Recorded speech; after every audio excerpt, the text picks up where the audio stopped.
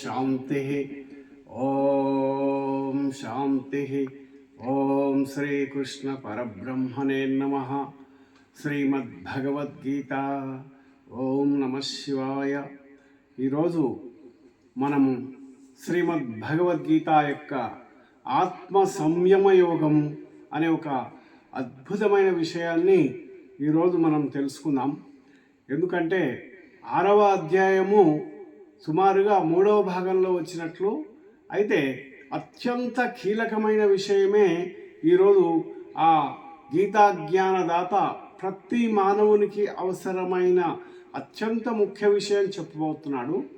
అసలు ఆత్మ సంయమనము యోగం, ఈ 3 విషయాల అర్థం మనం తెలుసుకుంటే, సంయమనం అంటే కంట్రోల్. ఈరోజు విశ్వం మొత్తం మనకు తెలుసు కంట్రోల్ లేని విధంగా, అంటే మనస్సు తన మాట వినని విధంగా, మనస్సును నిగ్రహం లేని విధంగా ఈ ప్రపంచం నడుస్తూ మరి ప్రపంచం అధోగతి పాలవుతుందని మనం తెలుసుకుంటున్నాం. మరి ఆ గీతా భగవంతుని యొక్క కనీసం జ్ఞానం విని అనుభవం ఆచరణ చేస్తే కొంతైనా మనోనిగ్రహం, మనసు కంట్రోల్ చేయడం ద్వారా ఏ విధంగా అయితే అర్జునునికి ఒకే ఒక జవాబిచ్చాడు శ్రీకృష్ణుడు. అర్జున, నీ మనస్సు నీ యొక్క స్వాధీనం చేసుకో. బుద్ధింతు సారథిం విద్ధి. బుద్ధి నీ రథసారథి కావాలి. ఏ విధంగా అయితే శరీరం ఒక రథం అవుతుందో బుద్ధి నీ సారథి, లేదా బుద్ధి జ్ఞానార్జునమైనతే అయితే సారథిగా ఆ భగవంతుణ్ణి నిమిత్తంగా చెయ్యి. అప్పుడు నీ లక్ష్యం, నీ గమ్యం, నీ గమనం నీ యొక్క స్వాధీనంలో ఉంటుందని గీతాచార్యుడు తెలియజేశాడు. అయితే ఈ మనస్సు సంయమనం ఏ విధంగా వస్తుంది? మనస్సుకు ఇష్టమైన దాన్ని మనం దానికి అందివ్వాలి. మనసుకు ఇష్టమైంది, మనస్సు యొక్క స్వధర్మం శాంతి, మనస్సు యొక్క స్వధర్మం పవిత్రత, మనస్సు యొక్క స్వధర్మం ఆనందం.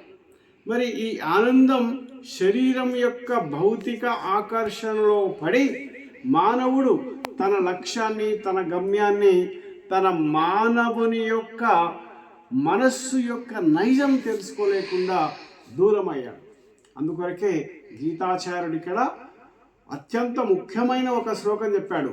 అదే ఏంటంటే, మన్మనాభవ మద్భక్తో మధ్యాజీమాం నమస్కురు.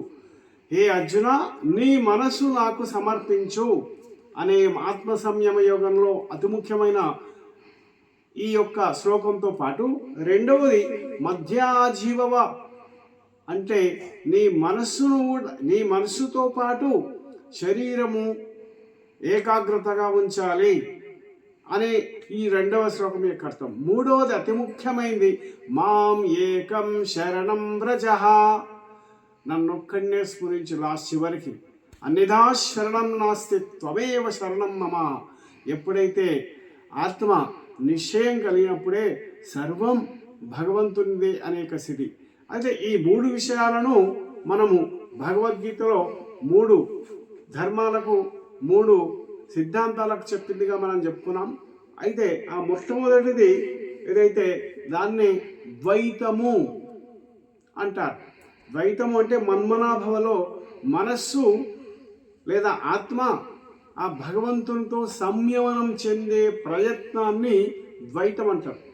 దీన్ని రామానుజాచార్యుల వారు మనకు తెలియజేశారు. రెండవది మధ్యాజీభవ. మధ్యాజీభవ అన్నప్పుడు మనస్సు శరీరాన్ని సంయమనం చేసి నాసికాగ్రహ అంటే భ్రువోర్మధ్యే ప్రాణమాపే సంధ్య, భృకుటి మధ్యలో మెరిసే నక్షత్రమైన ఆత్మ నాసికాగ్రాన్ని చూస్తూ సమంకాయ శిరోగ్రీవం ధారయిన్నచ్చ స్థిరం, స్థిరంగా 90 డిగ్రీల శరీరాన్ని పద్మాసనంలో కూర్చోబెట్టి నాసికాగ్రాన్ని చూస్తూ మరి ఉచ్ఛ్వాస నిశ్వాసల సంయమాన్ని గమనించి చేసే యోగాన్ని మధ్యాజీభవ. శరీరం, మనస్సు, భగవంతుడు. కాబట్టి ఇక్కడ 3 స్థితులను మధ్యాజీభవ మద్వైతాచార్యుల వారి యొక్క సిద్ధాంతం ఉంది. ఇక మూడవది మాం ఏకం శరణం వ్రజః. కేవలం ఒకే భగవంతుడు. అన్యదా శరణం నాసి త్వమేవ శరణం మమ అంటే నాకు ఒకే తండ్రి, ఒకే తల్లి, ఒకే సద్గురువు, నా ప్రపంచమే భగవంతుడు అనే స్థితిలో లీనం కావడం. కాబట్టి ఇది అద్భుతమైన ఈ శ్లోకం. మరి ఈ మూడు భావాలను సాధ్యం చేయడం వలనే మనకు కలుగుతుంది. ఎలానో మనం తెలుసుకుందాం. ఇక గీతా భగవంతుడు మనస్సును కంట్రోల్, మనస్సు మాట వినదు.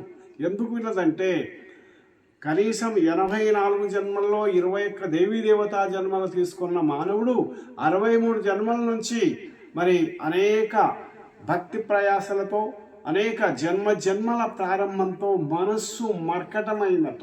మర్కటం అంటే కోతి. మరి ఆ కోతికి ఏ విధంగా అయితే దెబ్బ తగిలి దానిపైన మరి ఆ కారం, దానిపైన ఇంకా మరొక దెబ్బ, ఈ మాదిరిగా అలాంటి స్థితిలో ఏ విధంగా అయితే మర్కటం ఉంటుందో అలాంటి చపల చిత్తం లాంటి మనస్సును సాధ్యం చేసుకోవాలంటే భౌతిక ఆకర్షణకు, శారీరక ఆకర్షణకైన ఈ శరీరం క్రమక్రమంగా మరి ఆత్మనిశ్చయం సాధన వలనే సాధ్యం. అందుకొరకే గీతాచార్యుడు బుద్ధింతు సారథం విద్ది రథం విగ్రహ ఏవచ, మరి ఈ శరీరం అనే రథాన్ని మరి బుద్ధి అనే యొక్క అర్జునునికి అప్పగించి ఆ భగవంతుని రథసారథిగా చేసుకుంటే మరి ఖచ్చితంగా మనస్సును సాధ్యం చేయవచ్చు అని చెప్పాడు. ఇక రెండవ అత్యంత ఈ ఆత్మ సంయోగంలో ముఖ్యమైన శ్లోకం అసంశయం మహాబాహో మనోదుర్నిగ్రహం చలం. ఈ మనస్సు అనేది అసంశయం. అసంశయం అంటే సంశయం లేని విధంగా భగవంతుని మీద ఎలాంటి డౌట్ లేదు, ఆత్మనిశ్చయం మీద ఎలాంటి డౌట్ లేదు, పరమాత్మ నిశ్చయం మీద ఎలాంటి డౌట్ లేదు. ఎప్పుడైతే ఎనీ డౌట్ అని మనకు ప్రశ్న వచ్చినప్పుడు నో డౌట్ అని మనం చెప్పుకోవాలి. ఎవరిపైన? భగవంతుని పైన, ఆత్మనిశ్చయం పైన.